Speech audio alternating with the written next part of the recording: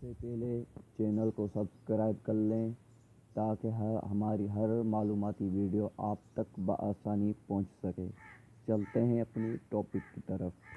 مہنگائی کی وجہ سے پریشان مومنین اپنی مولا کا فرمان سنیں۔ قربانی کے احکام۔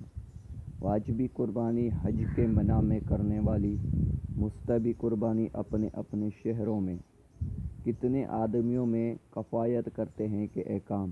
یونس بن یعقوب بیان کرتے ہیں کہ میں نے مولا صادق سے پوچھا کہ مولا جی اگر مستحبی قربانی میں گائے کی قربانی کی جائے تو مولا نے فرمایا وہ 7 آدمیوں کے لیے کافی ہے۔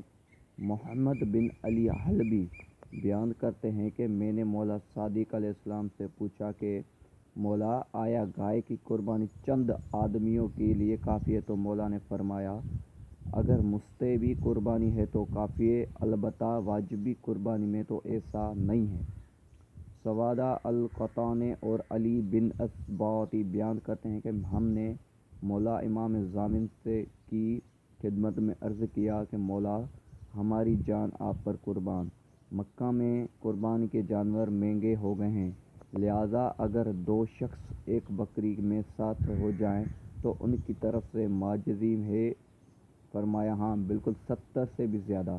اسماعیل بن ابو زیاد نے مولا صادق علیہ السلام سے روایت کی ہے کہ مولا نے اپنے والد ماجد سے اور انہوں نے مولا امیر علیہ السلام سے روایت کی ہے کہ مولا امیر علیہ السلام نے فرمایا کہ اونٹ کی قربانی 10 مستفرد افراد کے لیے کافی ہے۔ حمران بیان کرتے ہیں کہ جانوروں کی قیمتوں میں بہت اضافہ ہو گیا، ایک اونٹ 100 دینار کا ہو گیا تو میں نے مولا صادق علیہ السلام سے اس متعلق دریافت کیا تو مولا نے فرمایا قربانی میں باہم دیگر شریک ہو جاؤ۔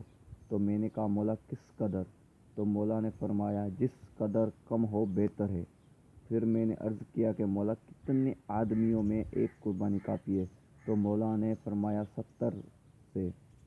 سوادہ بیان کرتے ہیں کہ میں نے مولا صادق علیہ السلام کی خدمت میں عرض کیا کہ مولا جانور مہنگے ہو گئے ہیں، اب لوگ کیا کریں؟ تو مولا نے فرمایا کہ باہم 4 افراد شریک ہو کر اونٹ خریدو اور اس سب سے نہر کر لو۔ تو میں نے عرض کیا ہماری رقم اس کے لیے بھی کافی نہیں۔ تو مولا نے فرمایا سب مل کر بکری خرید لو اور سب مل کر اسے ذبح کر لو۔ تو میں نے عرض کیا مولا کیا وہ 7 افراد کے لیے کافی ہے؟ تو مولا نے فرمایا ہاں بالکل 70 کے لیے بھی کافی ہے۔